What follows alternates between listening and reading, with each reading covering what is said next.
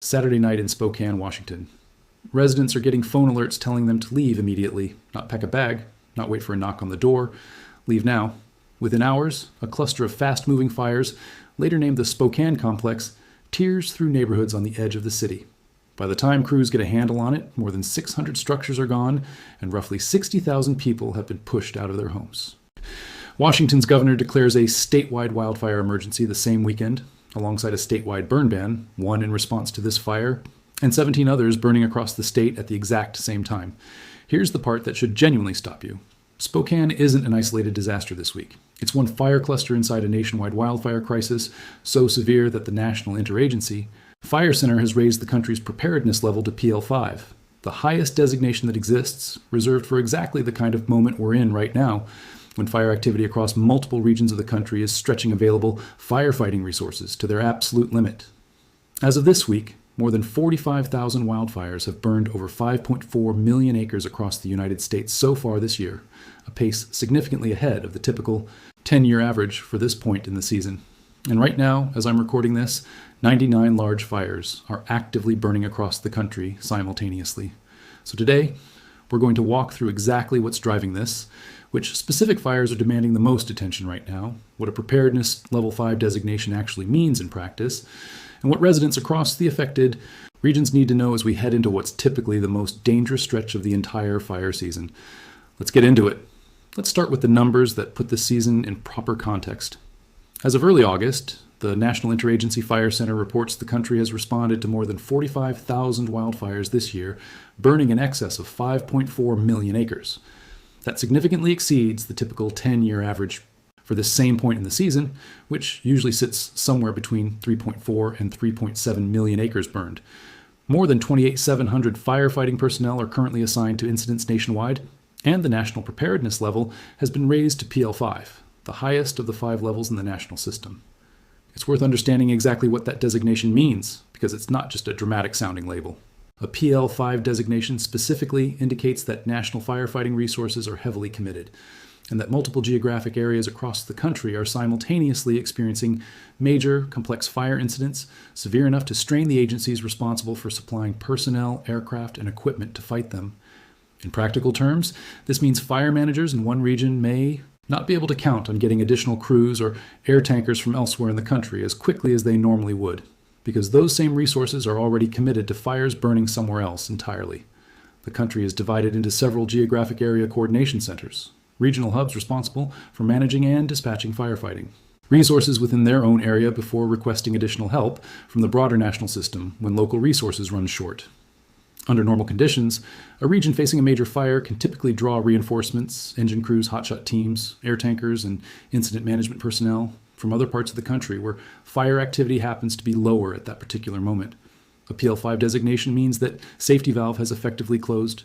Multiple geographic areas are drawing on the national pool simultaneously, competing for the same finite supply of specialized personnel and aircraft, which is precisely why a single severe fire season affecting several regions at once, rather than one especially bad fire in an otherwise ordinary year, produces this specific kind of institutional strain. Axios reported this week on the current wildfire season specifically exceeding the 10-year average with 99s. Large fires burning simultaneously, a genuinely striking number for early August, a point in the season that typically still has weeks of peak activity ahead of it. Officials tracking the season have been direct about the underlying causes: unrelenting hot and dry weather, widespread drought, below-average winter snowfall across much of the West, and a significant number of dry lightning events, particularly across the Pacific Northwest, have combined to produce an early, aggressive start to the fire season that's carried straight through into what's usually the most active stretch of the calendar. Let's go deeper on the state, generating the most urgent headlines right now: Washington. The Spokane complex, made up of several individually named fires, including the Old Trails, Fairview, and Autumn Lane fires, tore through the edge of Spokane over the weekend, destroying roughly 600 to 640 structures and forcing the evacuation of an estimated 60,000 residents. Washington Governor Bob Ferguson responded by declaring a statewide wildfire emergency and a statewide burn ban, citing not just the Spokane complex specifically, but 17 additional fires burning across the state at the same time. The scale of structural loss from this single cluster genuinely rivals the state's previous benchmark for its most destructive wildfire event. Washington's Commissioner of Public Lands, Dave Upthegrove, drew a direct comparison to the 2023 Oregon and Gray fires, which had destroyed 710 structures and stood as the state's costliest wildfire incident on record up to that point. Speaking about this year's season, Upthegrove was blunt. This has already been one of Washington's busiest wildfire years on record, and the state had only just entered August when he said it. Elsewhere in Washington, the Kaiser Canyon fire has burned 137 acres and sits at only 38% containment, currently the largest active wildfire in the state. It was sparked by lightning on July 16th on the Colville Reservation, meaning it's already been burning for roughly 3 weeks by the time of this recording. A separate fire, the Maudrite Fire, has triggered an urgent evacuation order for residents along Wilmot Creek Road, from the Kiowa Road intersection at Silver Creek through to the town of Inchelium, with officials specifically instructing residents to leave immediately rather than wait for door-to-door notification. Governor Ferguson's office has been direct about the pressure this puts on the state's firefighting capacity, and Commissioner Upthegrove echoed that concern specifically, warning that Washington's firefighters are already stretched thin across the state, with more heat and wind expected through the remainder of the weekend and the broader summer, meaning any new spark on the state's tinder-dry landscape could produce another devastating fire. His message to residents was direct: don't be that spark. Now, let's cross into Oregon, home to the single largest actively burning wildfire in the entire country right now. The Big Grass Fire has burned approximately 304,229 acres in remote Malheur County in southeastern Oregon and sits at only 21% containment. To put that acreage in perspective, that's a single fire larger than the entire city of Los Angeles, still less than a quarter contained. Not far behind it, the Coleman Creek Fire has burned 212,182 acres in Harney County and remains at 0% containment, actively driving heavy smoke across the eastern Oregon high desert region. Oregon has multiple other large active fires demanding resources simultaneously. The Roe Creek Complex has burned 325,265 acres and sits at 57% containment. The Crosswhite Fire in Wheeler County has burned 189,794 acres and reached 48% containment after what's been described as an aggressive suppression push by crews assigned to it. The Shingle Fire has burned 70,569 acres at 50% containment, and the Bench Fire has burned 67,079 acres, now at 84% containment. There's also real, tangible progress worth noting alongside all this active, uncontained fire activity, because a wildfire season update shouldn't only report the worst news. The Hay Creek Complex, having burned 200,292 acres, now sits at 98% containment. The Aqua Butte Fire, at 27,491 acres, has reached 99% containment. The Henry Fire, at 29,888 acres, is 92% contained, and the Coyote Fire, at 17,448 acres, sits at 89% containment. Firefighting crews across Oregon are simultaneously managing fires at nearly every stage of the containment spectrum, from 0% and actively spreading to effectively wrapped up, which is exactly the kind of complex resource-dividing situation that a PL5 designation is specifically meant to describe. That spread across the containment spectrum creates a genuinely difficult resource allocation problem for incident commanders. A fire sitting at 98 or 99% containment, like the Hay Creek Complex or the Akawa Butte Fire, still requires crews to hold and monitor that containment line, watching for any flare-up along the fire's edge, even as the most urgent personnel and aircraft needs shift toward the 0% contained Coleman Creek Fire, or the still only 21% Big Grass Fire. Decisions about exactly how many crews to keep on a nearly finished fire versus how many to redirect toward a fire still actively growing are made continuously throughout a season like this one. And they're precisely the kind of difficult trade-offs that a PL5. Designation signals are happening across the entire country simultaneously, not just within any single state's borders. Fire activity isn't confined to the Pacific Northwest. In Colorado, the Gold Mountain Fire has burned 39,507 acres and reached 72% containment. A smaller but still significant incident by national standards this season. I want to address something more somber here directly, because this season's toll hasn't been limited to acreage and structures. Firefighters near the Colorado-Utah border were killed this season while waiting for helicopter pickup, when a burnover, meaning fire behavior aggressive and fast-moving enough to overtake firefighters faster than they could retreat, overtook their position before evacuation could be completed. Investigators have continued releasing additional details about exactly what happened in the lead-up to that tragedy. I'm not going to speculate beyond what's been confirmed, but I think it's important to acknowledge directly that behind every acreage figure and containment percentage in this story are the actual firefighters risking their lives on the ground, working under increasingly extreme fire behavior conditions across multiple simultaneous incidents this season.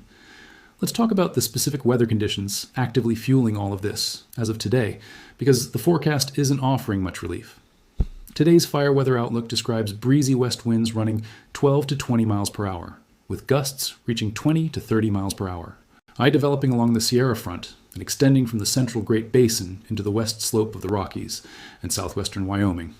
Relative humidity across that same stretch is expected to run just 4 to 10%, an extraordinarily dry reading that dramatically increases how readily vegetation ignites and how fast a fire can spread once it starts. Temperatures remain hot across the southern half of the West, with above normal readings extending into the northern half as well, including temperatures approaching 100 degrees Fahrenheit in Oregon's Willamette Valley. Very low relative humidity, in the range of 4 to 15%, is expected to stretch from much of California through the inland northwest and into the northern Rockies. Overnight humidity recovery, meaning how much moisture typically returns to the air after dark, giving firefighters a brief window of reduced fire behavior intensity overnight, is expected to stay below 30% across most mid-slope and ridge locations, a poor recovery that denies crews even that overnight reprieve. Locally gusty east winds up to 30 miles per hour are also expected through the Columbia Gorge this morning, before weakening later in the day. This combination, low humidity, sustained wind, elevated heat, and poor overnight recovery, is precisely the fire weather pattern that turns a contained fire's edge into an active spread risk again, and turns any new ignition, whether from lightning, equipment, or human carelessness, into a fire capable of growing explosively within hours rather than days. Dry lightning deserves a specific mention here, since officials have already flagged it as a major contributor to this season's early, aggressive start.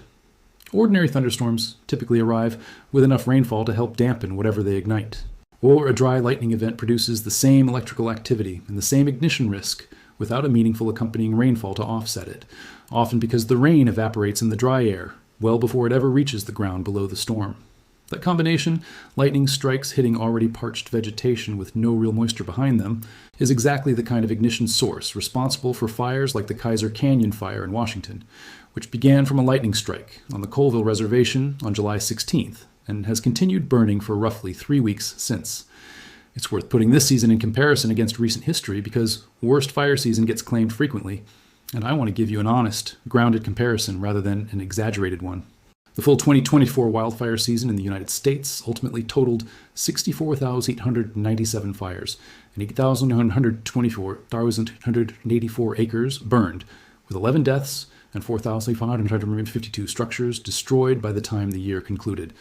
That gives you a sense of where a genuinely severe full season total can land. This year's current pace, more than 45,000 fires and 5.4 million acres by early August, with the traditionally most active weeks of the season still ahead, puts 2026 on a trajectory that could realistically approach or potentially exceed that 2024 benchmark, depending on how the remainder of August and September actually unfold. I want to be careful not to overstate that projection as a certainty this far out, but the underlying drivers officials have identified sustained drought, below average snowpack, and this week's specific dry, windy fire weather pattern don't currently suggest meaningful relief is imminent. It's also worth noting how this year's monthly progression compares against a typical season's rhythm.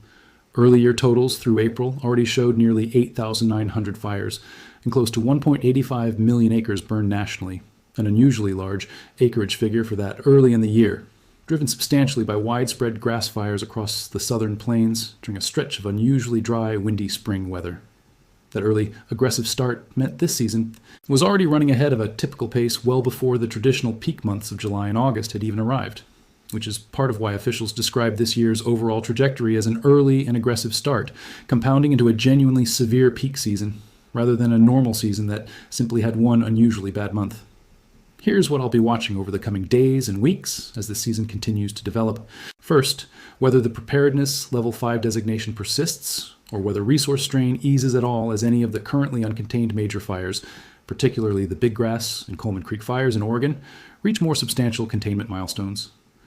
A PL5 designation easing back to PL4 would be a genuine, meaningful signal that the most acute resource strain has begun to relax, even if individual fires remain active. Second, how Washington's situation evolves specifically. Given how unusually early in the season, the state has already reached what officials are calling one of its busiest wildfire years on record. If that pace continues through the traditionally more active late August and September window, Washington could be looking at a genuinely record-setting season by its conclusion. Third, I'll be watching the extended fire weather outlook for any sign of a meaningful pattern change. Specifically, a stretch of increased humidity, reduced wind, or beneficial precipitation across the hardest hit regions of Oregon and Washington. Given today's forecast, that kind of relief doesn't appear imminent, but fire weather patterns can shift meaningfully within a week or two, and that shift, whenever it comes, will be the single biggest factor in whether this season's acreage total continues climbing at its current pace or begins to level off. If you live anywhere across the affected regions, particularly Washington, Oregon, California, or the broader Intermountain West, here's what actually matters right now. First, know your specific evacuation zone and have a go bag ready if you live anywhere near an active fire or in an area with a documented history of fast-moving fire behavior. The Spokane complex demonstrated just how quickly a fire can move from initial report to structure-destroying disaster. And the margin between adequate and inadequate preparation in that kind of scenario is often measured in minutes, not hours. Second, sign up for your local county or state emergency alert system directly, rather than relying solely on word of mouth or secondhand social media updates. Evacuation notices during a fast-moving fire, exactly like the ones Spokane residents received, are often issued with genuinely limited lead time, and a direct official alert is the most reliable way to actually receive that warning in time to act on it. Third, if you live in a region currently experiencing heavy wildfire smoke rather than direct fire threat, take air quality seriously as a genuine health concern, not just an inconvenience. Check your local air quality index regularly during active smoke events, limit outdoor exertion when readings are elevated, and if you have respiratory or cardiovascular conditions, this is a reasonable season to keep any prescribed rescue medications and a well-fitted mask readily accessible. Fourth, if you live in or near any fire-prone landscape, take Commissioner Up the Grove's specific warning to heart. Don't be the spark. Avoid activities capable of igniting dry vegetation, including outdoor burning, dragging chains or metal equipment across dry grass, and parking vehicles with hot undercarriages directly on dry roadside vegetation, particularly during exactly the kind of low humidity, high wind conditions forecast across the region today. And fifth, if you have defensible space work you've been putting off around your own property, clearing brush, trimming vegetation away from structures, cleaning debris from gutters and roof lines, this is a genuinely urgent week to finally get to it, given both the current fire activity nearby and the forecast conditions that could allow any new ignition to spread rapidly. So here's where this stands as of today, August 5th. The United States is in the middle of one of its most active wildfire seasons in years, with more than 45,000 fires having burned over 5.4 million acres, a pace well ahead of the typical 10-year average, and the National Interagency Fire Center's preparedness level sitting at PL5, the highest designation that exists. 99 large fires are burning simultaneously across the country right now, led by Oregon's Big Grass Fire, the nation's largest active wildfire at over 300,000 acres, and compounded by Washington's Spokane complex disaster, which destroyed hundreds of homes and pushed roughly 60,000 residents out virtually overnight. Today's fire weather forecast, low humidity, sustained wind, and poor overnight recovery across much of the affected West, offers little indication that meaningful relief is close at hand. I'll be tracking containment progress on the largest active fires, whether the national preparedness level eases in the coming weeks, and how this season's final totals compare against 2024's benchmark once the year concludes. This is exactly the kind of slow-building, multi-region disaster that's easy to lose track of between individual headlines, and I'd rather keep giving you the full national picture than let any single fire story stand in for the whole season. If breakdowns like this help you actually track what's happening across the country instead of just one local headline at a time, subscribe, because I'll have the update the moment this picture meaningfully shifts. I'll see you in the next one.